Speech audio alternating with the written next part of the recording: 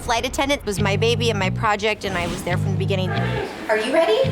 All right. So I kind of felt like, oh my God, if this works, oh, this will be really great. Let's go. Okay, let's roll, please.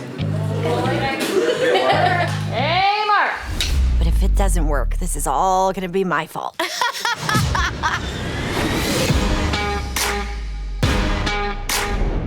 After the success of season 1, I'm not gonna lie, I was terrified to do a season 2. I only wanna do it if we can make it better and bigger. And once we figured out what that story was gonna be, first I was like, are you fucking kidding me? How are we gonna do this?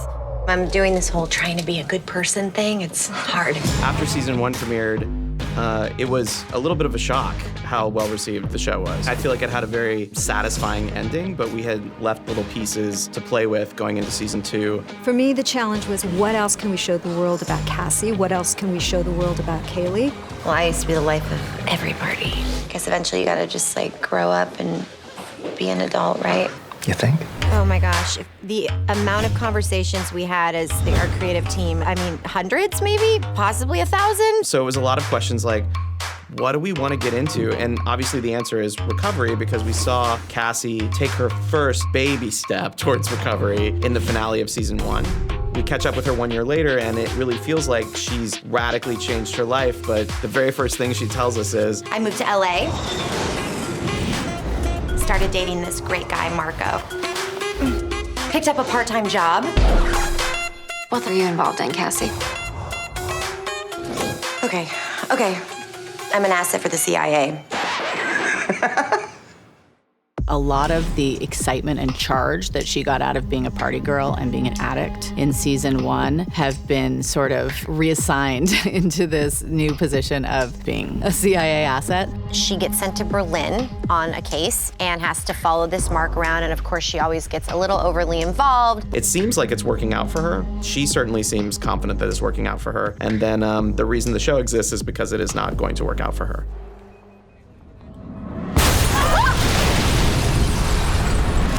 She ends up seeing a woman that looks exactly like her.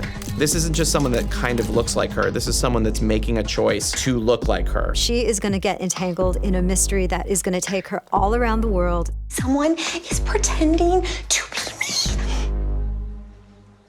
Hello? Yes, Yeah, that's bad, very bad, terrifying. For season 2, we're obviously bringing back everybody's favorites. We're bringing back Annie and Max. Get out of my house or tell me what is on your hand. Oh my God! Oh my God, stop screaming. We're bringing back Megan. What are you doing here?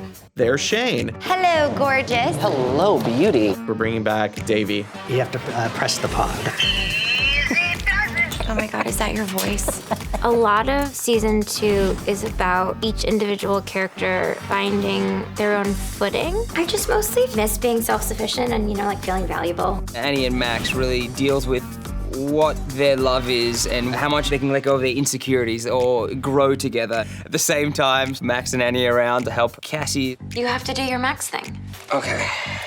They sort of get entwined in the spider web of her insane, chaotic life again. They went through my purse. Yeah, I think they went through everything. No.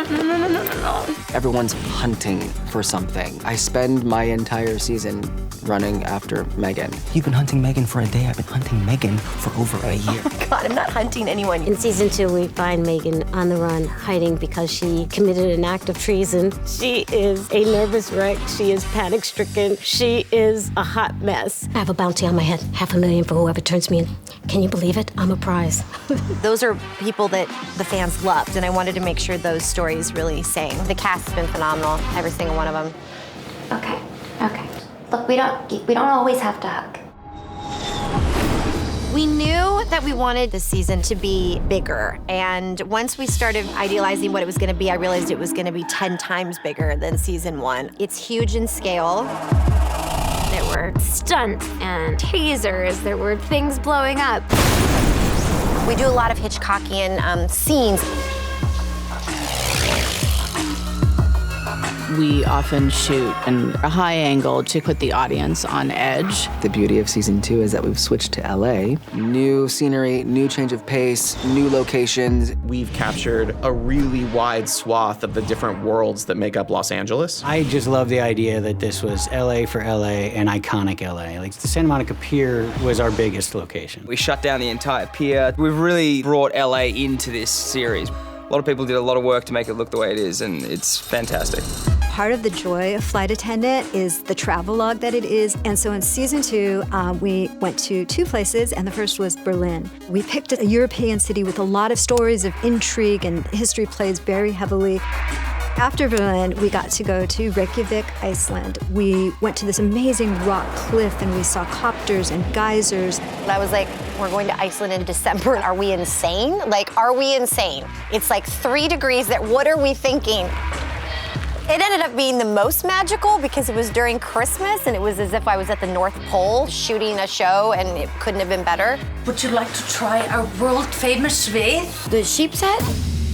Oh, no, no. It looks great, but maybe another time. Thank you. It looks so good, it looks fake. And I actually am worried people are gonna think it was a soundstage. This isn't a show we can shoot on a soundstage. Like, we either gotta go to these places or not. We went there. Thank you very much.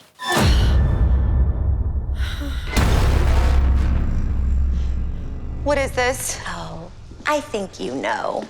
No, I am not doing this again. In season 2, it was really important that we kept the Mind Palace conceit from season 1. It's part of what makes the show special. It's part of the unique brand of storytelling. We have the hotel lobby in Berlin. That's where she wakes up after the bombing, and it's the thing that her brain latches onto. The big challenge this year is who is she gonna meet in the Mind Palace? We have to do something different because the Alex story from season 1 is wrapped. So what is that gonna be for her? And then we decided it was gonna be herself. Are you me? Oh God, don't answer that. The Mind Palace season 2 is going to be this exciting manifestation of this theme of acceptance of the different sides of yourself. Having her naturally have to engage and like wrestle these different versions of herself is a huge part of the bedrock of recovery. Just go inside. You know we're going to anyway. Everything we do ends up a disaster. Are you serious? What the fuck? Who the hell is that? Logistically, it's been insane. I started interviewing people who had done it before. I talked to the folks that did Orphan Black and got a lot of insight into what their process was. It's really a combo platter where you're doing motion control, you're doing physical tricks where we have a cast of amazing doubles that have stepped in and amazing stunt people. So weird, right? Wild experience in that Mind Palace. Yeah, that Mind Palace will haunt me for the rest of my life. Who are you? I'm you, silly. If you made better choices. Bartender, can we get 2 sodas with a little twist of lime? Okay.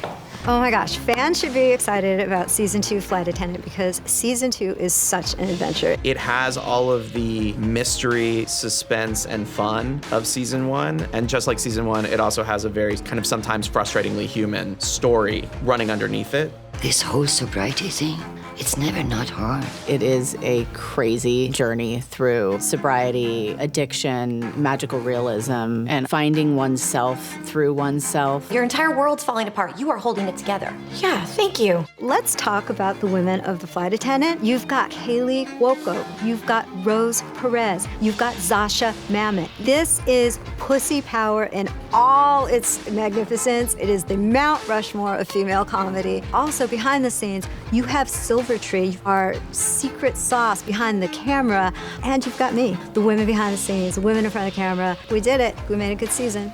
Let's turn things up. I can't believe what we did. You lied to me. And I can't wait for everyone to see what we did. What happened? Because it's kind of extraordinary.